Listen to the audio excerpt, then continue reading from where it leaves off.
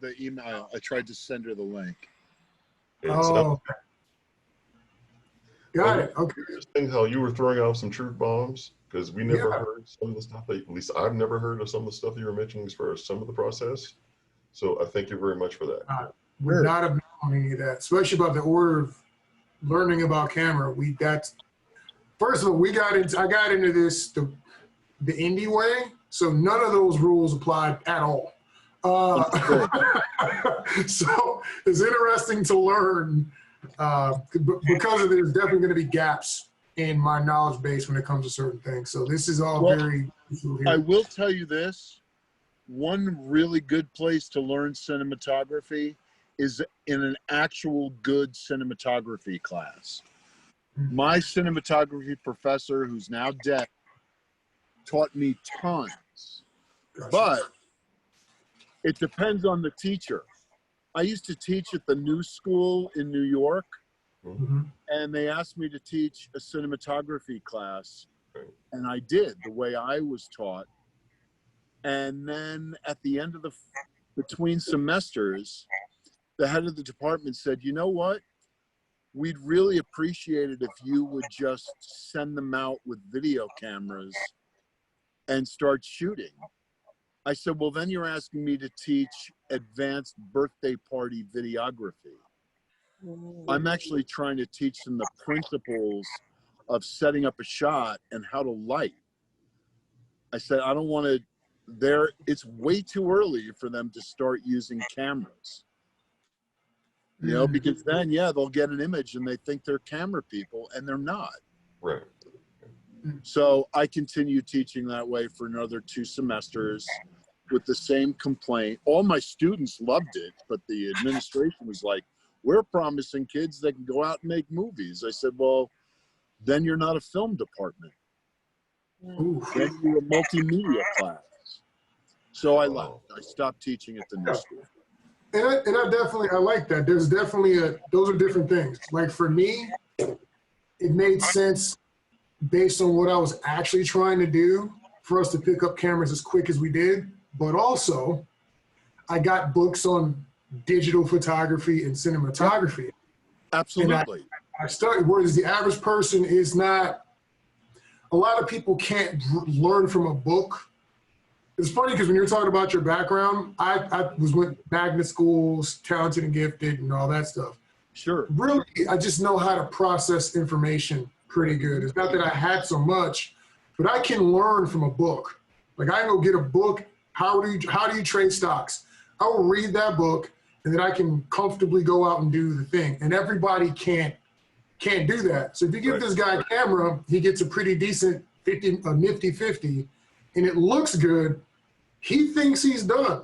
Like, we don't got to learn how to bend light at all. We're good. Just go out in the daytime, get a little cloud action going, good image. And there's a difference between that person and, I don't know, like Lubeski or somebody like that. So, yeah, sure. Definitely. Well, the thing is, if you can learn by trial and error. The same professor, Beta Botka, told us first thing. He says, I can't teach you talent. Don't ask me to teach you talent. What I can teach you are skills. He goes, anybody that tells you they can teach you talent is lying. So you're right, but going out and capturing something beautiful for me means a hell of a lot more if you can repeat it and you know why it looks beautiful. Otherwise, your ceiling is what you can see. It doesn't allow you to create things that you don't happen upon. That was work. Your ceiling is what you can see. That'll preach. And it shouldn't be. It shouldn't be. The ceiling should be what you can imagine and then create. So when I'm saying learning from books and all that, I am not talking about how to properly set up your camera for the best angle. I'm talking about light ratios, how to achieve light ratios, we work in a 2-dimensional medium that is constantly trying to appear 3-dimensional. How do you create depth? How do you make the actual look realistic? Most of the time, if you take a camera outside, you're not getting the best exposures because our eyes and our cameras are very different. So it looks good outside. Your eyes making constant changes to your aperture. Cameras can't do that. They only get one aperture. So it's the way of manipulating that so that it's not real, but it's believable and realistic. You know, and that's where cinematography and lighting and camera come to bear. It's creating things that don't look, that you want things to look the way they should, not the way they do. Right. So if you look into that, if you're going into another direction, how do you use that in visual effects? Oh, wait, don't we visual want effects. to finish where he left off last, right? I missed that. Go ahead. No, we want him to go back and finish what he, like, because I know yes, go. Because I know we're getting ready to go off on a tangent. That's what I'm saying. If I were to finish. Let us breathe on. No, it's not. Well, here's the thing. It's not a tangent. Because visual No, I mean, the last video we cut, you were talking about how you got here, and then now we've already started in on the technical part. So. Oh, I see. Then I'll wrap up how I got here. Okay. Thank you. I had a master's degree in computer graphics, very rudimentary, mid-1980s computer graphics. I put that in my back pocket. I went down a camera road, thought that it was not going to bear fruit for me, and that maybe the film business was not the place for me. I went into education, I figured the best way to figure out what research I wanted to do in education was to find out what the problems actually were, not to read about what the problems were. Right. So I took a job for 6 months as a 1 day a week sub. And at the end of the school year, they offered me my own classroom for the next year. So I taught 6th grade in the South Bronx at PS 154, the southernmost school in the Bronx. I was living in the Bronx at the time. And I became a classroom teacher. And during that time, I thought I realized what the problem was. And it was the old lecture was not appealing to the children of the 90s. Right. Children needed to be better engaged, not preached at. The New York City Board of Ed at the time was a shithole. It was anarchy. And I had a really bad, corrupt principal who favored the worst teachers who were her friends. Wow. I realized that I met 3 teachers there to whom I would still bow down today. They were worth their weight in unobtainium. But they were rare. They were rare. But they were diehard. And they all tried to warn me away from their experience of caring too much. Wow. And they're like, Chris, it's going to kill you. And I'm like, it's not going to kill me. It didn't kill you. You've been here 35 years. It didn't kill you. Wow. So I did it for a year and it almost killed me. And it was during that time researching graduate schools. I wanted to be a big picture guy with small picture experience and knowledge. And the big picture wasn't there and I didn't feel confident enough to create it. So on a whim, I applied to graduate film school as a screenwriter. Okay. I applied to one. I only applied to one school. And I never in a million years imagined I would get in. What school? And I got in. What's that? What's the school? Columbia. Okay. You know why I do this? My great grandpa went to Columbia. My grandpa went to Columbia. Graduate with with 2 masters. Awesome. Yes. Yes, I was in the Columbia Graduate School of the Arts class of '96. Oh, awesome. And well, when I used to go to undergrad to NYIT, I rode the 1 train, which is the same train to Columbia. And I would look at the kids with Columbia sweatshirts and notebooks with so much envy, you have no idea. But I didn't think until years later that it was within my grasp. But I did. So I went to Columbia. They required full-time day attendance for your first 2 years. Wow. So I had to leave teaching. It's an elitist fucking pile of garbage. It is not for people putting themselves through school. I went to school with some rich motherfucking kids. I was not. I was a married guy making, you know, $30,000 a year. I had to leave teaching, and the only way, it was kind of kismet. I was teaching 6th graders in one of the only schools in the South Bronx that went K to 6. Right. Most of the other schools went K to 5. If I were not teaching seniors, we would not be having this conversation today, because I would have stayed in that school until those kids had graduated. Wow. And then I would have kept going. If I had taught 5th grade, I would not have gone to film school. I loved those kids so dearly. The only thing that made it possible for me to leave is that they were leaving the school. Got it. So that was 1991. Now they're all in their 40s. You know, I hope they're geniuses, because they were fucking awesome kids.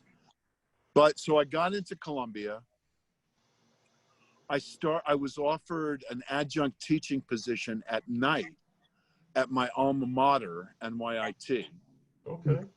So I'd go to school full-time during the day, and I would teach a class every night, barely making ends meet. The end of my 2nd year, my now ex-wife freaked out. She's like, I can't do this. I didn't realize she just wanted to live in the suburbs near her parents. She was an artist. I took her at her word. We were living as artists. And she's like, no, I'm tired of this shit. So I got a job. The only job I could get, which was my worst job ever in my life. I went to work for an ad agency as an assistant producer, Young and Rubicam. At my interview, the head of production said, "Why?" She said, "I see here you have television experience, you have some film experience, you have a master's degree. Why do you want to work in advertising?" I said, "I'll be perfectly honest with you. I have no idea if I do or not." I said, "I've never done this before. Right. I'm in graduate school. I need a day job, and I figured I would experiment." Right. She said, "Can you start Monday?" Wow. So I started Monday, and it was the Right. worst job I've ever had. Was I it hated that every minute of it. Why did Was you it have? that they have enough people, or was it that your resume was so strong that they, Yes. why did you take that? No, it was that. It was that I wasn't somebody who majored in advertising coming out of undergrad.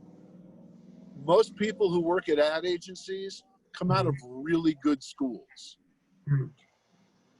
Most of them are white rich kids who come out of really good schools. And all they want to do is advertising. Right. I don't know if any of you have worked in advertising. I'm not going to pass judgment. I personally hate it. I hate advertising. I haven't had cable in 8 years. Every time I happen to see a TV commercial, Right. it sets my teeth on edge.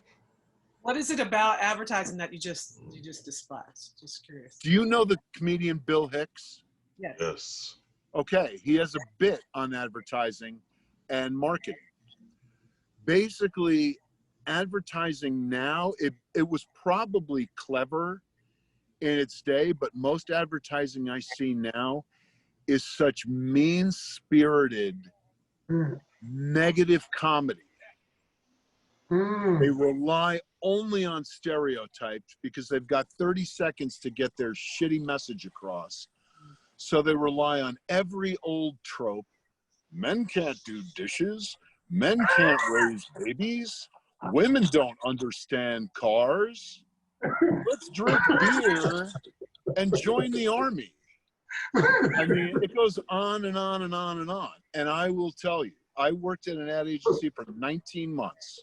Oh my God. My title on my business card was assistant film producer. I went through my entire box of business cards and scratched out with a black pen the word film. I wasn't a film producer. I had worked on films. Fuck you, I'm not a film producer. I once had one of the top directors in the industry at the time, a guy named Leslie Decter, used to make $20,000 a day. Wow. Say to me without any irony, he's like, you know what, Chris? I think commercial directors are doing the reportage of society. I think we are the enhanced journalists. This was the look I gave him. But picture it at age 24, not 56.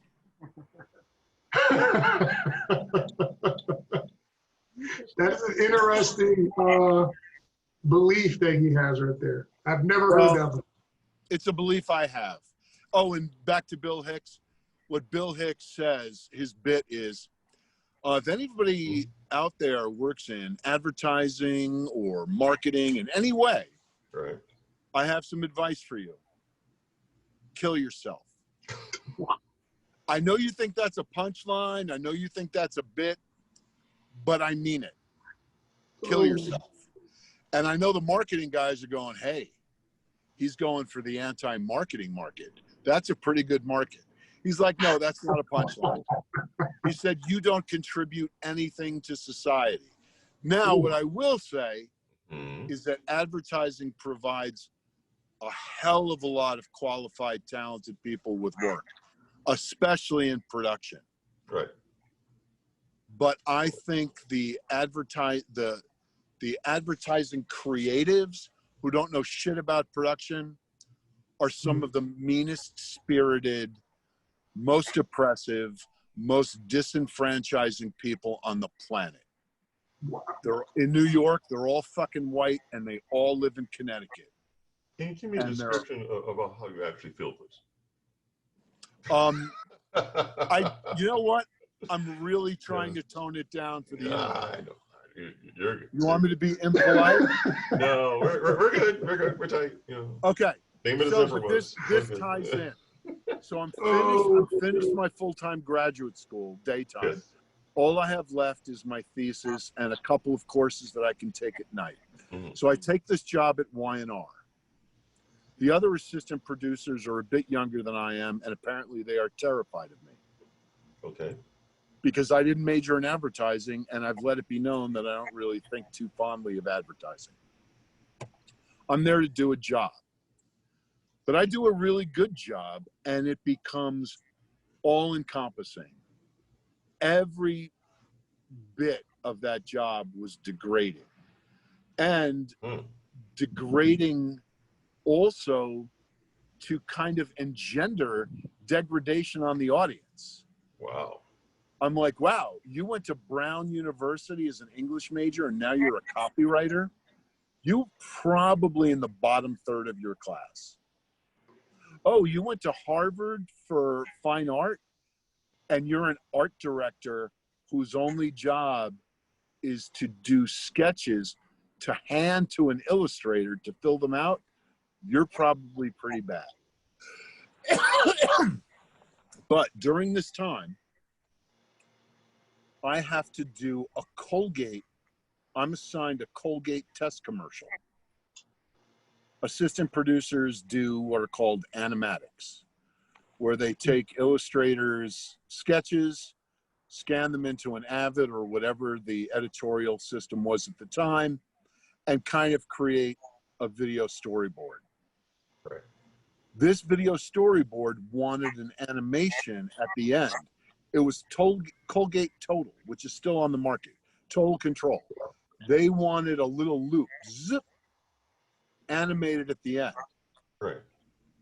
My friend, who was a business manager at the ad agency, Mm-hmm. said, Chris, I would really like you to try this little animation house that's up in Westchester called Blue Sky.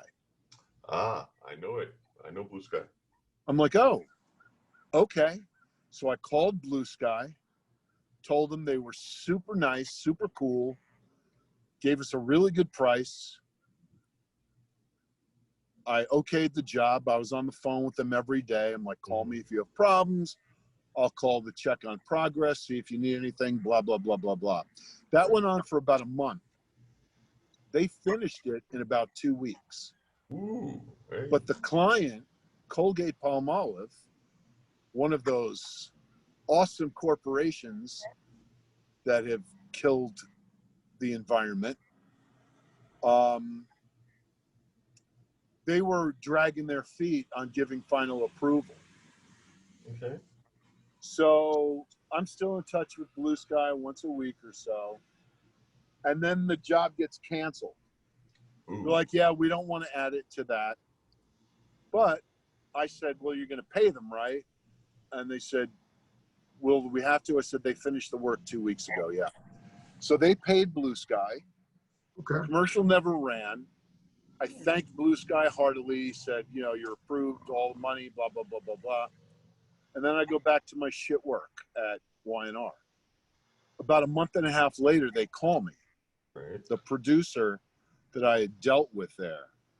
She said, Chris, we just got our first movie, and I'm going to be jumping over to take care of that. We really like the way you work and engage with us. We're wondering if you would consider interviewing to be a producer here. I said, absolutely. It's the first time I've ever been taking a lunch for a job interview. Nice. The executive producer came down into the city. She took me out for a nice lunch. She had no idea I had a master's degree in computer graphics. Right. She didn't know anybody who had master's degrees in computer graphics. So we interviewed, and she hired me on the spot. I went back to Y&R. I gave my notice. The head of production, who had been treating me like garbage, literal garbage, for a year and a half, begged me to stay. We'll give you your own department. You can be head of the visual graphics at Young and Rubicam. I'm like, no, bye. I'm gonna go make things. Literally. I said, literally. I said, I'm gonna go make things. I'm not gonna go sell things. I'll see you. Yeah. My first day at Blue Sky, she called me and said, Christopher, I'm sending a car for you right now. Have your bags packed. I'm bringing you back. I said, that's adorable, Lori. That's not happening. So I went to work for Blue Sky. Now I was doing commercials because that was their stock in trade. The movie they got was MTV's first feature called Joe's Apartment. Wow. Joe's Apartment had been a short using puppets and marionettes. It was so successful that Viacom, who owned MTV, decided they were going to make it into a feature, also using puppets. But there were a couple of dance sequences they wanted to use photoreal cockroaches. Right. So they asked Blue Sky to do a test. Right. Blue Sky did their first test. Viacom said, all the roaches are going to be CG. This is amazing. We never expected it to be this good. So I personally had nothing to do with Joe's Apartment. Right. I was taking over the commercials while my friend Nina Rappaport did Joe's Apartment. Right. At the tail end of Joe's Apartment came another movie. I was also not allowed to do that. She took that one too, and it was called The Fairy Godfather, or A Simple Wish. Mm-hmm. I don't know. It was a kid's movie. But then, a third of the way through that, based on the work in Joe's apartment. Right. My now old friend Susan Zwerman had seen the reel, and she was the visual effects producer for 20th Century Fox, and she pitched us for Alien 4. Oh, That nice. was my first movie. Okay, so let me. No, I know. I'm gonna ask this. Transitioning from the ad agency to now doing Alien 4, you're about to jump into some heavy stuff, right? So in that process, going from this to that, was there a change in mentality as far as how you work, the processes? Did everything just get bigger? Well, okay, Blue Sky gave me an awful lot of confidence. I was their 30th employee. We were a very small company. Yeah. Okay, really small. We had weekly meetings with the 5 founders who had all met at Magi Synthavision. They did the light cycle sequence for Tron back in '81.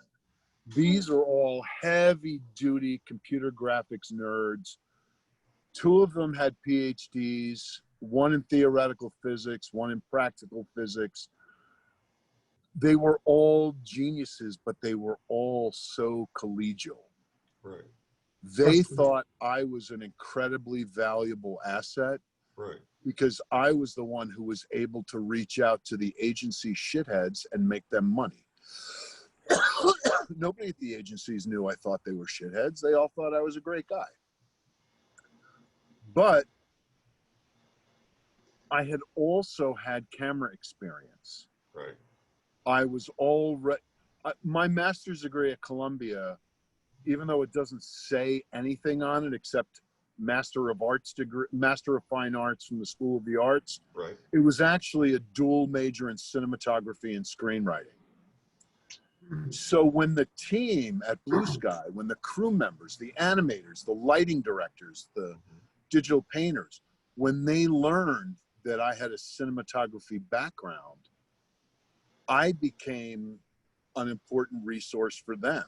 I actually taught cinematography to the CG lighting directors.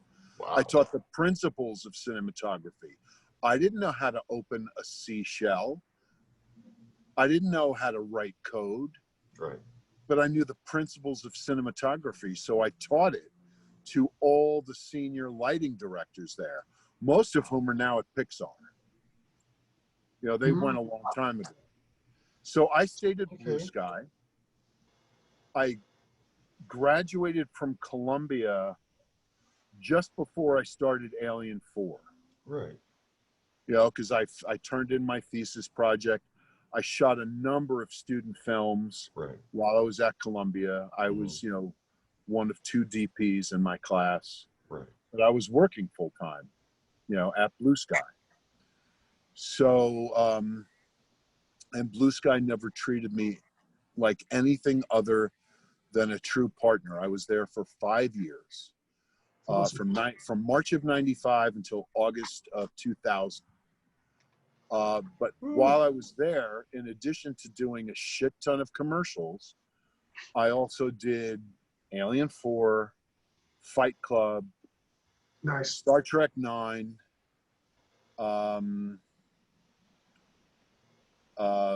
Lulu on the Bridge. I did a bunch of movies and commercials. So Very small. Go ahead. I'm sorry.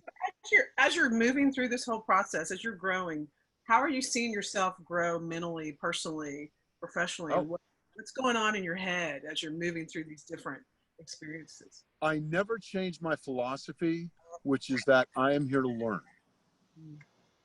I have to say, my first pre-production meeting for Alien 4, I was with Jean-Pierre Jeunet and Darius Kanji, who at the time was my cinematographic hero. I can't believe I'm sitting in the same room with them. So I am listening to everything they say. We are going through storyboards. Then Darius would turn to me because it was going to be the first time that we used a full CG alien. Ah. They'd never done that before. Alien 3 used one in a long shot as it was falling out of the thing, but everything else was rod puppets. Based on our photorealistic work for the cockroaches in Joe's apartment, 20th Century Fox was taking a huge interest in our ability to do CG aliens. The main reason is why there was going to be a huge underwater sequence. And the two guys, Amalgamated Dynamics, Alec Gillis and Tom Woodruff, had done the alien suit. They were the alien suit guys in all the other alien movies. Right. They constructed what they were supposed to be, a waterproof alien. They put it in the pool. Mm-hmm. It sank in less than 30 seconds and started to dissolve in under 3 minutes. Also, because it sank, it weighed about 5 tons. What? So they were scrambling. This is before I came on. They told me this story, and they said, we need CG aliens. So the principles of computer animation have never changed. Software changes, gets more user-friendly, the calculations are exponentially more robust and can mimic optics much better, but the principles haven't changed. So when Darius and Jean-Pierre turn to me and are looking at a storyboard with a CG alien underwater, they say, how are we going to do that? And I was able to rely on the basic principles and shit my pants simultaneously. I'm like, here goes. I'm going to give them the best of my knowledge based on zero experience at this level. And I'm like, well, we're going to have to build a fully CG alien. We're going to have to be able to articulate it and model it so that it can do everything you want this alien to do. Mm-hmm. So that's an important thing for you guys to let me know. How does this thing move? Because that will affect the model. And, you know, all these things. And they both nodded their head and they went, sounds reasonable. And then I was a part of the conversation for the next month. All the storyboard meetings. I was among my heroes. It was amazing. But what I learned was never to overpromise. And I learned to not be intimidated because other people knew more about other stuff than I did. Right. Because I knew that they were paying me to be the expert in this, so that I had to bring something to the table. I couldn't go say, well, what do you guys think? Right. So because that would have done a disservice to them. Here's an important question though, because I'm thinking of the indie crowd now. Indie crowd, your 5-6 person team, whatever, throughout the entire production, you have to have a wide, you have a pretty good set of skills. Right? Movie productions, you know, larger films, it's a lot more. There's a smaller slices of what you need to do. Oh, absolutely! It's far more compartmentalized. Yes. So that's where you are getting into now. Well, when I started at Blue Sky, mm-hmm. we only had 2 types of digital artists. We had animators and we had technical directors. Right. The animators were in charge of building their own models, rigging their own models, right. and setting up preliminary lights. Okay. The technical directors were in charge of texturing the models, refining the lights. Right. Blue Sky was a rarity in that we were the only company using a proprietary ray tracer. Everybody else was using what's called reflection mapping, which was fake light. Right. Like you would take reflections and project them onto your object, and that would simulate light. Right. Blue Sky, with its theoretical physicists, were actually tracing the paths and behaviors of photons. Right. from a light at a certain distance of a certain diameter and how it would affect that texture. So we were slow, but I learned it from the ground up. So my cinematography principles that I was teaching the lighting directors actually made sense. It would have been completely useless at any other company. Because nobody else was treating light the way it actually behaves. So you had a unique skill set, I guess you can say. Yeah, I had a varied skill set, yes. And when you paired it with this perfect time, perfect opportunity. I'm lucky as fuck. Yeah. You were in the room where it happened. Okay. But now to Chill's question, since that time, there was no such thing as a computer animator when I started at Blue Sky. Nobody came out of school a computer animator. Our animators had gone to school for traditional cell animation. Our lighting directors were largely recruited from the Graduate School of Architecture at Texas A&M's Visualization Lab because they were doing three-dimensional lighting. I applied there knowing this. I seriously applied to go to A&M because I was told when I went to school that you can't do this. You can't do this in Cali. If you can't do this in Florida, you go to Texas A&M because they have the most solid architectural department, or one of them in the country. That was true. X, Y, and Z. You need to go there. I know this, and this is what that's where I got first exposed to 3ds Max. Oh, okay. I have guest lectured there, and I've had several friends from Blue Sky who have been professors there. So I actually knew a lot of people from Texas before I had ever come to Texas, because a lot of them worked at Blue Sky and they had gone to UT or A&M or both.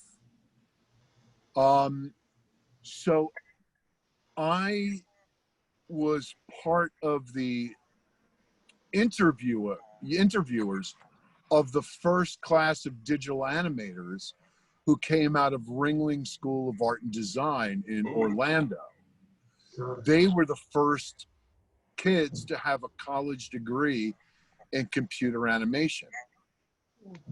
And that in SCAD and places like that? Even, SCAD came later, yes. Ah, okay. Yeah, SCAD offered me a job a few years ago, but and just I didn't want to go to Savannah. There'll be Savannah College of Art and Design. Yeah. So is there anything with that combination, that technical and the cinematography combination, that you found that just kind of really blew your mind when it came to lighting and just that whole thought process of what these physics guys do in your cinematography background? And that was that I don't know, a new frame of thinking how lighting and light trajectory and pathing and all that type of stuff. I'm still amazed and gobsmacked by those physicists' ability to emulate it, but I understood what was happening from my practical cinematography background. Right. I didn't know why the inverse square rule applies, but I knew that it did. I knew that, color temperatures of light affect different surfaces. But when I started working among people who could emulate that part blew my mind, but it didn't affect me. It affected me intellectually. It didn't affect me practically. In fact, it was right in thinking with what I was doing. To this day, my favorite visual effects are invisible. Yes. If I look at a scene that I know has visual effects and I don't know that there are visual effects there, I've done my job. Yes. Visual effects are not supposed to be standalone. They're, in my opinion, they are supposed to act as if they were photographed on the day. Mm-hmm. And that is a huge part of what photorealistic 3D visual effects is about. Right. It's emulating the practical. It's know? weird that the way you said that though is that when we've talked to I think with Satellite, we're talking about music, and we're talking to anyone who does cinematography. That's the point as well. Like, I can put this cool camera move here. It's going to be 360, but it's like, okay, now when I saw that move, since it didn't have anything to do with the scene, Right. Now I know I'm looking at a camera, and now I'm out of the experience. Absolutely correct. Yes. I'll tell you the best camera operating for storytelling I've seen in decades is Breaking Bad. Oh, just And watch. here's why. Yeah. Here's why. I would watch a scene never having been taken out of it. Yeah. The scene would end, and I'd be like, what the fuck did I just see? It wouldn't take me out of it. I would watch the rest of the episode, and then I would go back, and I'm like, oh my God, that was a 2.5 minute wonder. Never once took me out of it. The beginning of Revenant, when I saw that, I was like, I have to learn how to do this. Like, that's when I really learned, like, I need to learn how to bend light and do what they did here, because this is amazing. In Revenant, 90% visual effects. Yep. 90% visual effects. Chivo is an amazing cinematographer, but mostly because he knows what to photograph when and how it will ride alongside visual effects. Yep. I just watched the Breaking Bad episode where he was like, I've watched only so many of the episodes, but it's the clip where he's going off on the guy, he's beat up his partner, and he says, you come in here with meth, and I just took your meth, and you're asking for this. He's like, you made one mistake. This isn't meth. And he turns, and it blows up. I had to watch that 4 times because it was so good. I wasn't paying attention to the cut. I was so Exactly. into it, and it was cool, slow motion and the whole 9. But like my mind didn't recognize the cut the first time I watched. I had to watch it multiple times to catch it. If you do go back to watch it again, look for episodes shot by Mike Slovis or Michael Slovis. I worked with him when I did the first season of Fringe in New York. He went on to be one of their main DPs. He is amazing. And I never watched Breaking Bad while it was on, nor did I watch Sons of Anarchy, but I watched them in parallel streaming, and there's a huge difference. Sons of Anarchy's camera work is terrible compared to Breaking Bad. And their story, but here's the thing, their story pacing is similar. I actually like Sons of Anarchy. I think the writing was really good. I like the show. But I had to stop watching it, bouncing back and forth between Breaking Bad, because I was out of it every minute in Sons of Anarchy. Really? I went back and I watched it, and I was able to get back into it because it's traditional.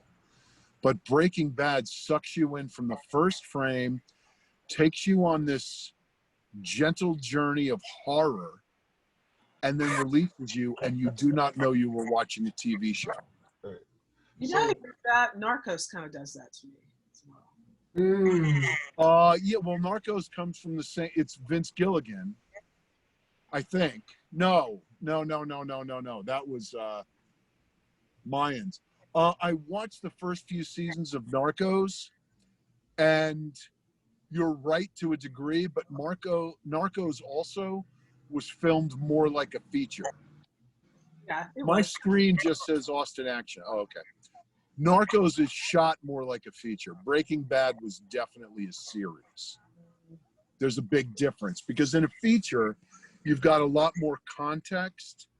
You've got a couple of hours to sort of set your language. Right. In a television show, you've got a rotating carousel of directors. Yeah. You get a different director every other episode, usually. So looking at your list of, at least your public list of what you worked on, and if you conclude what you said before about seamless um, uses of visual effects, what have you worked on that you, what have you worked on and what have you not worked on have shows you the difference between what you were talking about? What have you worked on that makes things seamless, that is not obviously in space and whatever? What have you not worked on that have you seen that is seamless or not? Fair question. To be perfectly honest, I always strive to make it seamless, regardless of the situation. Right. Reality is always my basic touchstone. Right. Then I'm often pulled away from it for dramatic effect, or because of the limitations of the camera work or the location or whatever. So my least favorite project that I have ever worked on, and it ended up being as a result of no collaboration. In fact, production was very collaborative. Post-production tried to submarine visual effects because they felt we were taking something out of their hands. And that is an episode of The Sopranos called Proshai Lavushka. It is the thing I am most embarrassed of in my entire career. Nancy Marchand, who played Livia Soprano, died between seasons 2 and 3. Physically, she died of cancer. Right. She had been ill for most of season 2. They didn't have a chance to write her out. They were planning to do that at the beginning of season 3. They knew she was ill, but they thought she'd survive the summer. So we had to pull, a Brandon Lee or an Oliver Reed, and we had to go into the archives to pull a scene that David Chase wanted to write from archival footage of Nancy Marchand. He and I and the executive producer, Eileen Landris, I did it, but they sent me 5 hours of videotape. Now, this is before we had digital. I mean, this is still Betamax or Beta, whatever. And they sent me tapes to watch. David sent me a script for a scene that he wanted to write. And he asked me to pull out what I thought was usable, like what was a possible scenario. Okay. So I pulled out 12 shots from those 5 hours. And I said to them, I am absolutely confident that if we use these 12 clips, you can make a scene that works seamlessly. Okay? Okay. He and Eileen thanked me. They reviewed it. But David Chase was never a hands-on guy. And neither was Eileen Landris. They sent that list to their editor, Sidney Walensky, whom I loathe to this day. They sent it to Sidney Walensky. We all had a conference call because originally The Sopranos was set up with production in New York and post in LA because the creator, David Chase, had said that he wanted to work in LA once it was shot. He never did. He ended up staying in New York. So all the heavy hitters were in New York. And post-production and editorial felt like the, abused stepchild in LA. So we have this conference call and I'm sitting with David Chase, Henry Bronstein, Eileen Landris, talking to Sidney Walensky. He doesn't know I'm in the room. And he says, well, the first question I got to ask is why the fuck are these visual effects being done in New York? That's stupid. We should move them out here. Give post-production something to do. And Henry pipes up and he says, Sid, we're doing the visual effects in New York because Chris is here. In fact, he's in the room right here with us now. And Sidney's like, well, I didn't mean any offense. I said, no offense taken, Sid. I totally understand why you would want to keep control there. I said, but they've asked me to do this job and David's here. So the conversation went on. I gave them all printed lists with time code numbers for the 12 shots I wanted. And David and Henry are like, we're going to shoot this in about a month. I said, all right, cool. I studied those 12 shots. I tried to find the camera reports for those 12 shots. I requested them. I got some of them. I was able to work some of them out with camera angles and approximate lenses. And they told me that on the day, I was going to get a body double for Nancy Marchand. I was going to get Jim Gandolfini, and I was going to get Natasha, I think is her name, the woman who played Olivia's maid. Okay, and I was going to get an AD, a first AD, and a director, Tim Van Patten. But Tim Van Patten had not directed that episode. Okay. So the night, and I told them, I said, I need all of these things on set, all of these shots on set, queued up, or with marks where I can find them, and we can do. They said you only have a day. I said, okay. I get to set because it's 12 shots, and I am so familiar with these shots. I'm confident that we can do several takes, all of this thing.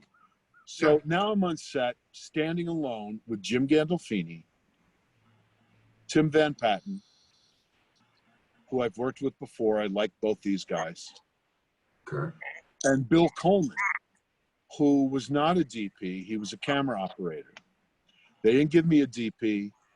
And Henry was supposed to be my AD for the day. And he said, Chris, we've decided to do a splinter unit today, so you're going to be on your own.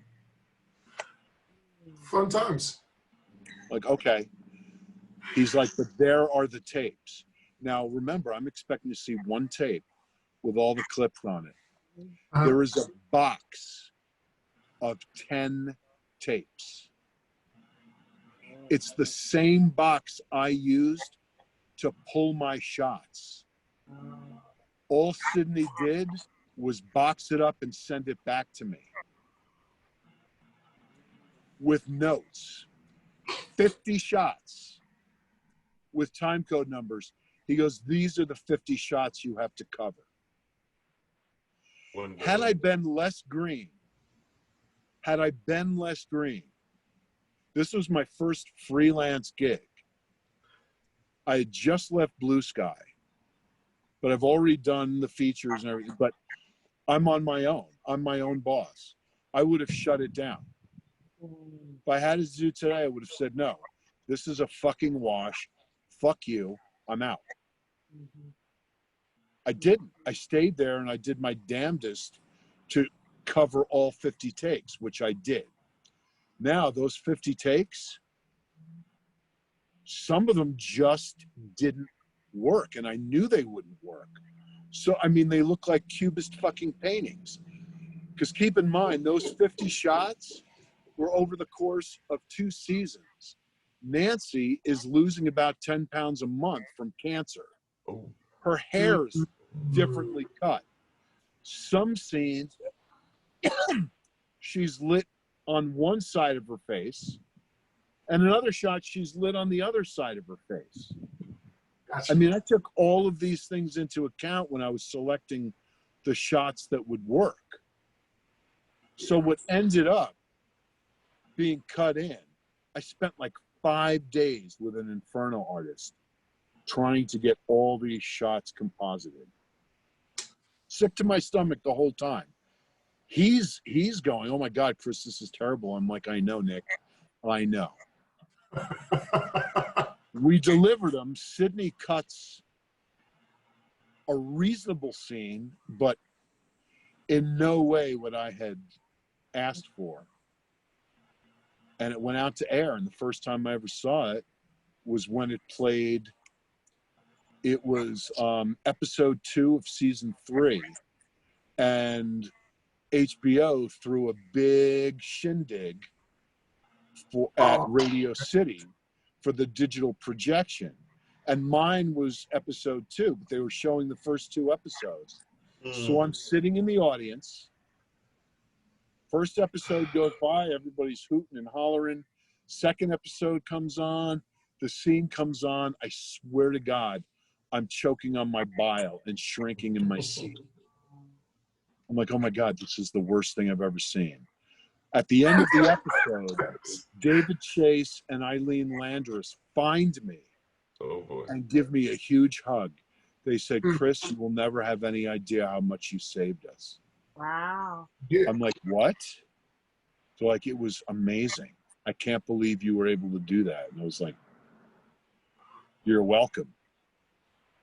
I was disgusted. So,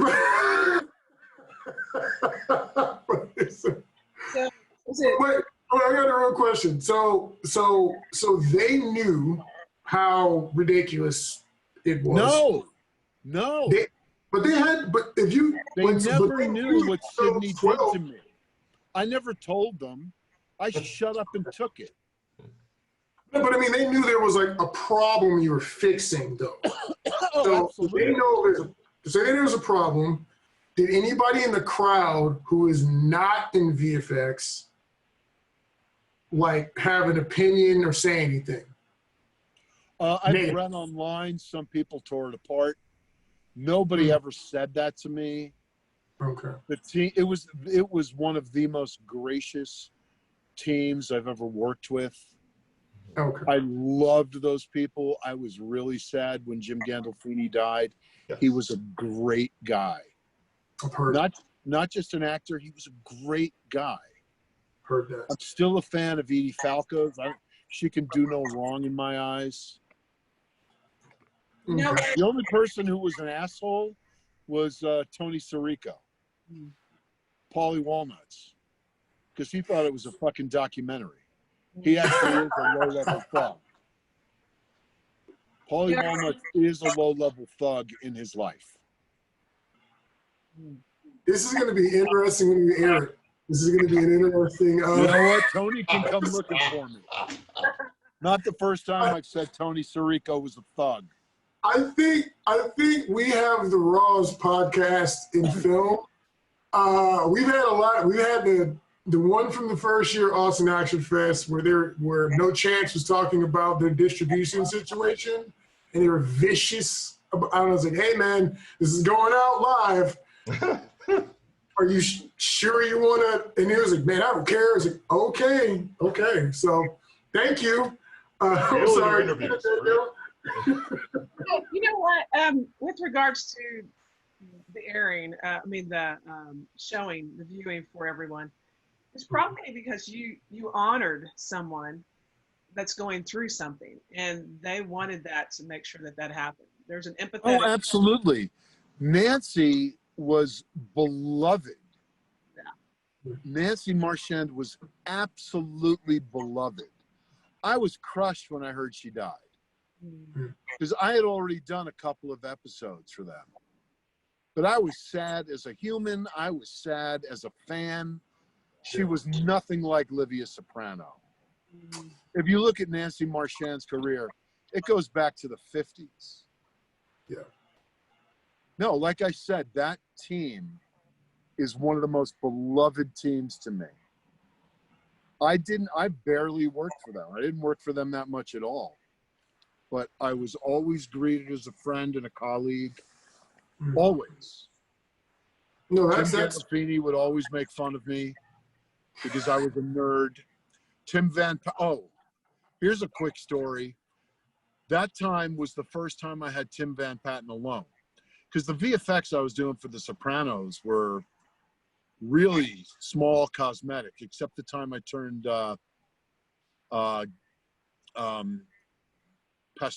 Vinny Pastor into a fish. We turned him into a talking fish. But Tim Van Patten started out as an actor. He was in a movie called Class of 1984 that was a futuristic, apocalyptic movie where a gang of high school toughs takes over the school. I'm looking at And it. he was one of the gang of toughs. Okay? Fight Club stole a scene directly out of that movie. Interesting.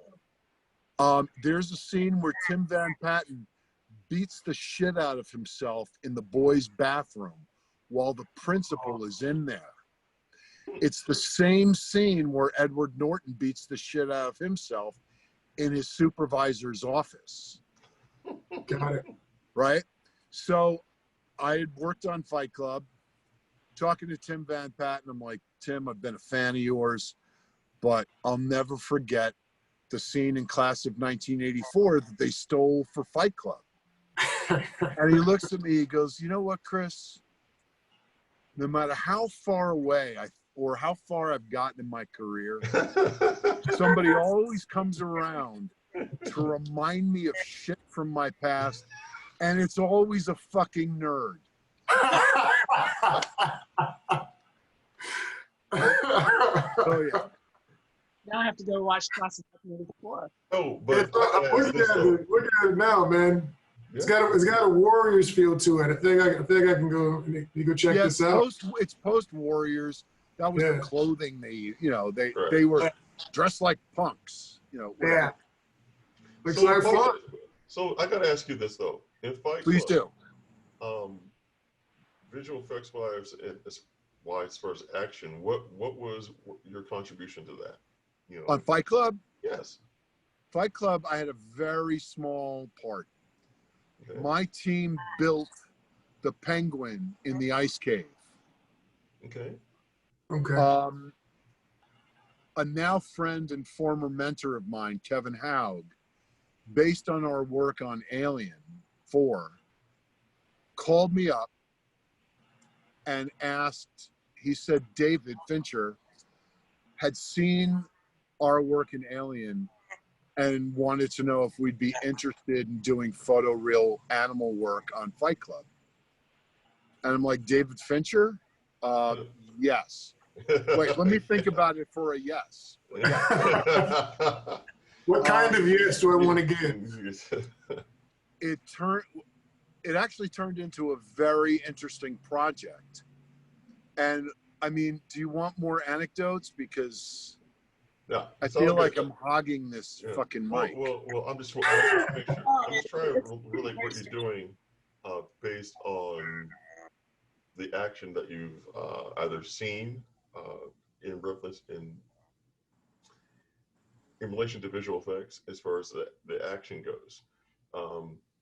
In a previous conversation, I asked you how intricate were you, or have you seen visual effects within Fear the Walking Dead?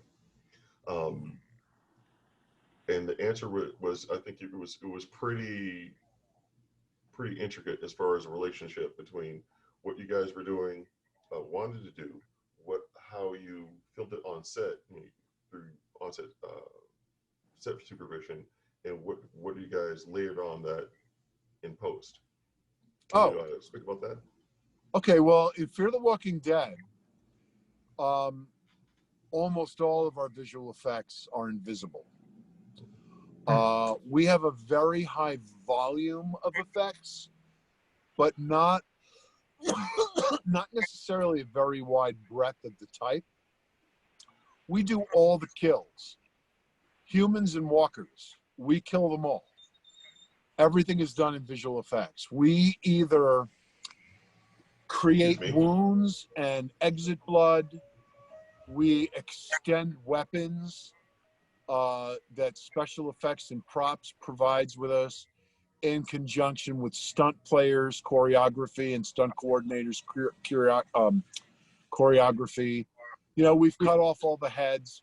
We've animated all the dead heads. Like there was an episode last season where there are a bunch of walker heads hanging from a tree. We scanned our walker players in costume and had them, did videoed 30 seconds of their motions. Right. And then we warped and wrapped that onto 3D spheres. We do some, hopefully not too obvious, unless of course you realize the whole show is shot in the Austin, Texas area. We added a nuclear power plant Mhm. You know, into the woods. We added Signal Peak to the background of some of our locations that were shot in like Wimberley or something. You know, we do sky replacement. We make 1-story buildings, 2-story buildings. We take, there was an episode again last season where a hurricane struck and we were on top of a tall building in Austin. Right. And the background was the Austin skyline, supposedly post-hurricane. But of course, there was traffic and the buildings are new, so we broke windows, we broke antennas, we painted out traffic, we added water damage to a lot of the buildings in the background. So all amounts of environmental effects. Yeah. Oh, yeah. But again, they're all invisible. They're all designed to serve the story. Right. This coming season hasn't aired yet, so I don't know if I'm supposed to talk about it. Oh, you can't. Hey, Ben, everyone, yes, go, yes. Come on with it. Yeah. I don't mean for you. I mean for my further employment. Oh, okay. Whoops. And the NDA I've signed. Oh, there are those. Yeah. So my questions are for this. For what is your advice for fledgling visual effects DPs and camera people? What is your advice to these newbies, fledgling people? It's a tough one because it's going to sound really simplistic. But the best advice I can give to future cinematographers or visual effects supervisors is look at things in nature or go to museums. Look at lighting. Look at the way painters handle light. Look at the way photographers handle light. Look at the way things really behave in nature. Go stare at a waterfall. Go look at a faucet dripping. And then go out and look at visualizations, usually from the scientific community. Go out and find as much as you can. But really, learning software is irrelevant unless you see it as a tool. Like if you want to be a visual, see, I can only speak to how I became a visual effects supervisor, and I've never been a digital artist, except from 1986 to early 1988. I knew I was not that good at it. I was not that good an artist. What I'm good at is supervising people and communicating what I or a director wants. And because I know I'm well versed enough in what the tools can do, I never tell people how to do things, but I tell people what to do. Right. I tell them what I want it to look like, and I claim ultimate responsibility for that. Right. If it looks wrong, it's my fault. It's not their fault, because until I approve it, once I approve something, it's on me. Right. If the director doesn't like it, or if somebody else doesn't like it, it falls on me. I never punch down. Right. So when you say scientifically, what does that mean to you? According to the laws of physics. I know people from my work at Blue Sky. Remember, we weren't just emulating light, we were emulating other physical properties. For instance, in Alien 4, there were no bubbles in that tank. We had to create realistic bubble simulations that would be driven by an alien that was also not in the tank. Right. There were no bubbles. So what we did was, not me, I say we, my team, but a couple of the science visualizer physicists created bubble simulations in water affected by collision detection.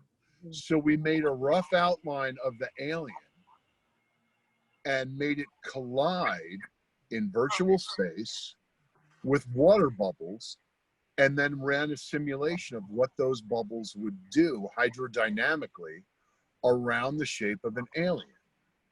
Then we put those two together and colored it and textured it and lit it. We had to fake a lot of the lighting, for example, in Alien 4, because at about 12 feet, you lose red.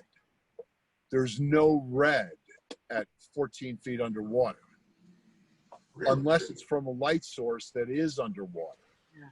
But if you shine a light through the top of seawater, red disappears at about 12 to 14 feet. And so everything in the scene that has any red in it, any magenta pigmentation, sorry, my battery's running low. Oh, no, don't worry about it. Keep on. Okay. Was created by lights underwater, much closer to the actors. Right. But we never had an alien in that water. So if we were taking lighting reference, it was all from the light at the top. Right. So our alien, realistically, was blue-green.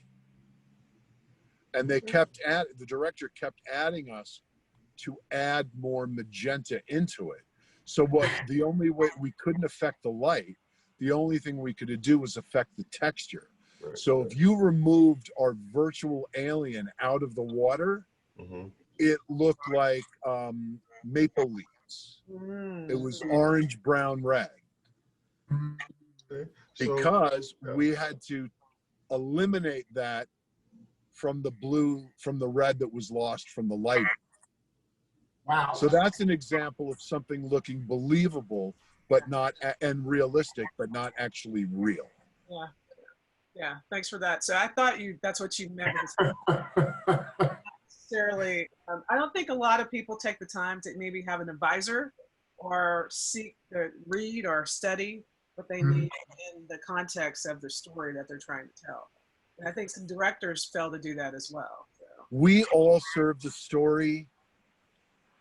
Humility takes a lot of importance. It does. I have an ego when I'm discussing a particular problem, but I don't have an ego outside the hierarchy. The best I can do is advise a director what I think should be done and give the basis for that.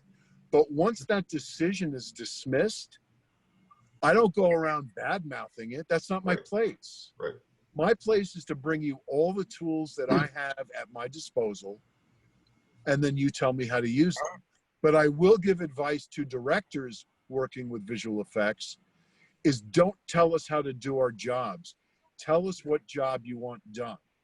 You do far more danger by thinking that you can tell us how to do it. And the worst time that ever happened was the first virtual production I did, which was called Sky Captain in the World of Tomorrow. Oh, yeah. And I came into that after the ship had sunk.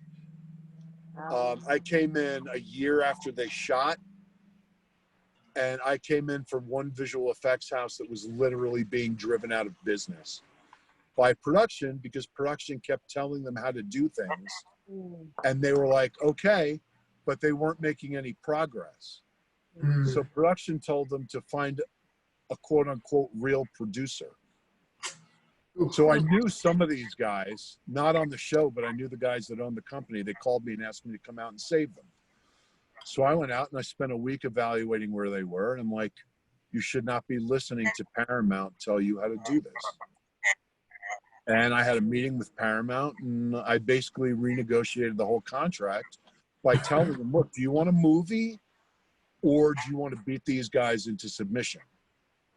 Because the contract they wrote is awful, and you as Paramount know that. So at this point, you can either get the shots that you want, the way you want them to look, or you can just be bullies and have everybody go under.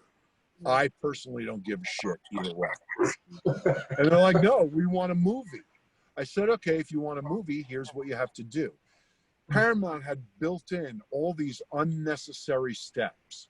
Like, we need final approval and high contrast black and white before we can go to colorization. Because the movie started as an art project where that was the way they did it.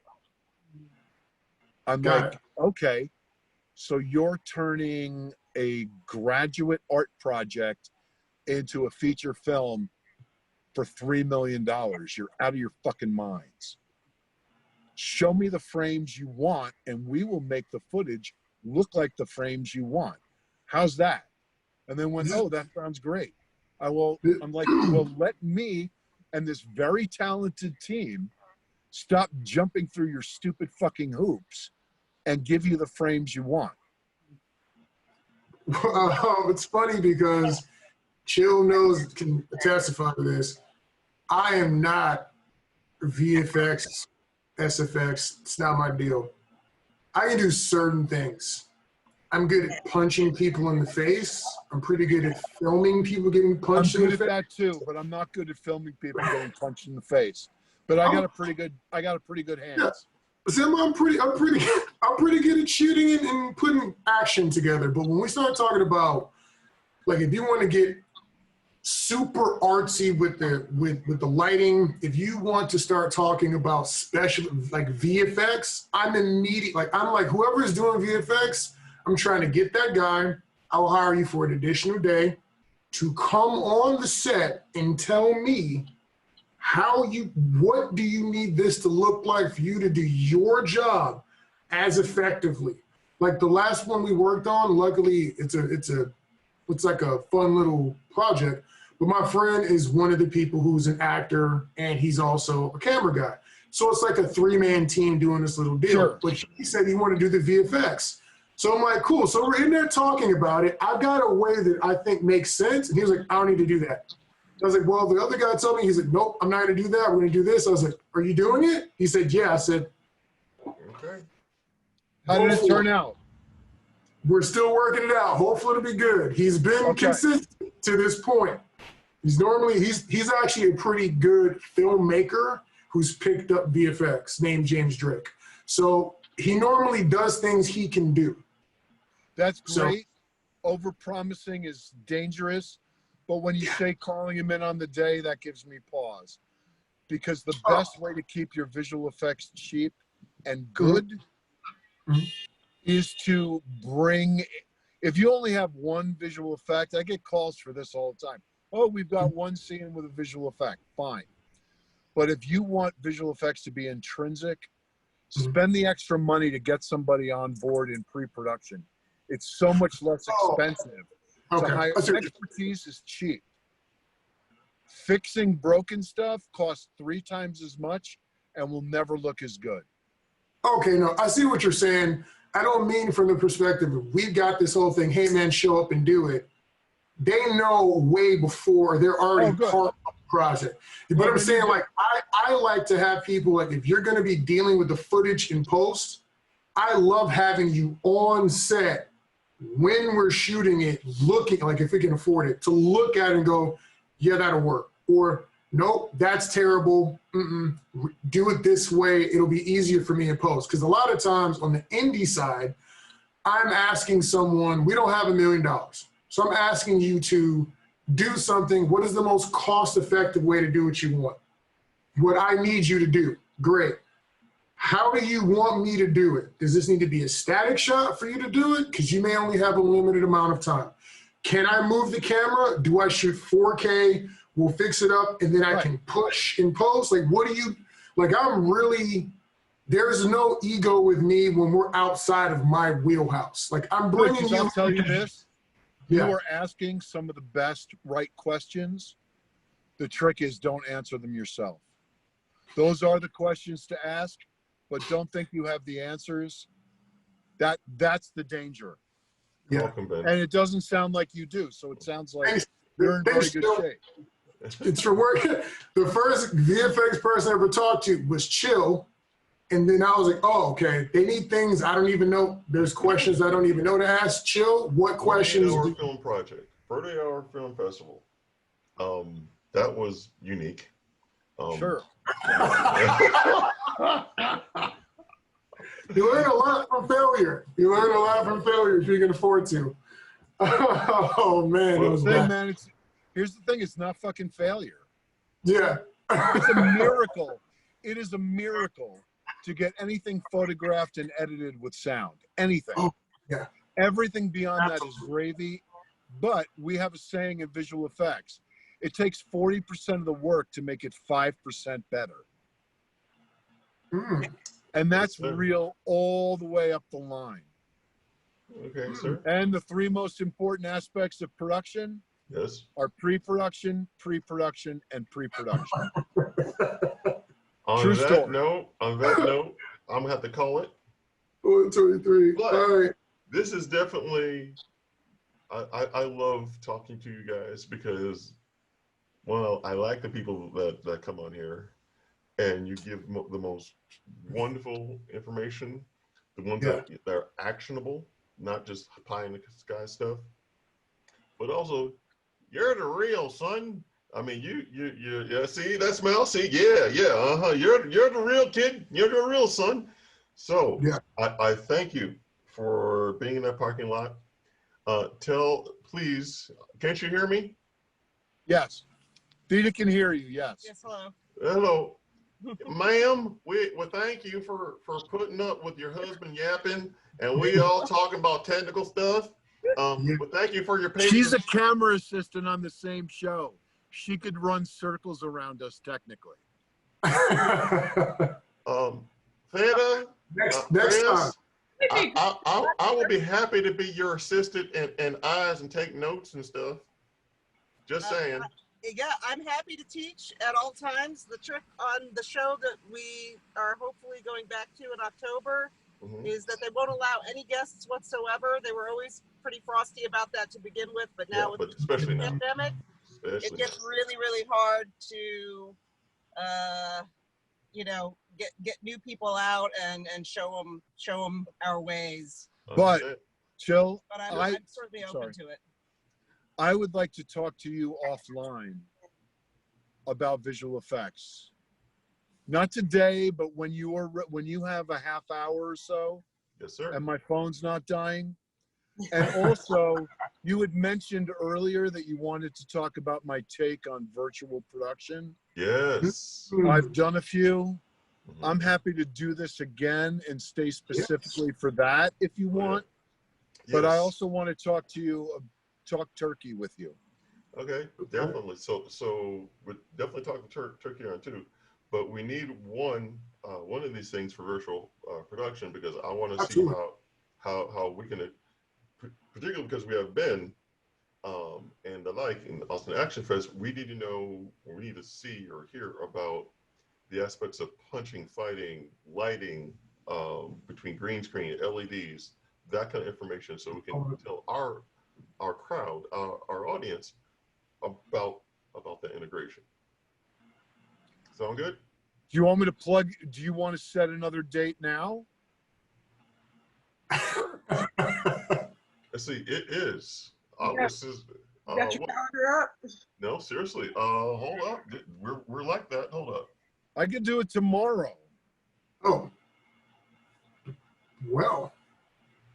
I like Chris. I like his style. I like his moves. Okay. How about Tuesday, September 1st? Tuesday, September 1st. That's 2 days from today, yeah? Yes. Yes. What time? Let's make this at, let's see, 10 p.m. No, 10 a.m. Excuse me. Is that all right? 10 a.m. Eastern time? 10 a.m. Or Central time? Yes, Central time. So 11 a.m. Eastern? Yes. I'll put it in my calendar. I'll be back here at the Dunkin' Donuts. Awesome. Eat some donuts. Oh, drink some donuts. You should have them sponsor the next one. We don't eat here. We're usually here when they're closed. They don't turn their Wi-Fi off, so it's been a wonderful blessing. I do, however, drink a lot of their coffee. Hey, man. Little product. Austin Action Fest, sponsored by Dunkin' Donuts. We'll tag him in the clips. Hey. But guys, it has been a real pleasure. It has been a real pleasure talking to all three of you. Thank you. Same Oh, here. thank you Thank so you so much for much. coming. And we don't do this because it's, I mean, we have obviously selfish reasons because we're in production, but we do this for guys who are just getting started, people who've been at it for a while, and getting information to them. So a lot of people don't even know what they don't know. Right. And there was I a lot know. of things said today that was just, And I was one of those kids. yeah, I was one of those kids, and I don't want there to be any more of those kids. exactly. You know, So thanks. but I'm also likely to tell most of them don't do it. Well, I mean, it's Or if you do it, here are the things to watch out for. exactly. You know, it is not an easy business. I've run out of unemployment more times than I can count. I definitely hear you. It has been, especially right now, it's been interesting. I've found angles that work for me, That's cool. but it is interesting. But I'm happy to teach. I think it's mainly what I do. Awesome. Awesome. So- Well, I'm looking forward to talking to you all again on Tuesday. All righty. man, Thank you Have a both. great End rest of recording. your I'll talk day. to you offline. And thank you, sir. Appreciate Right it. on, man. Bye-bye.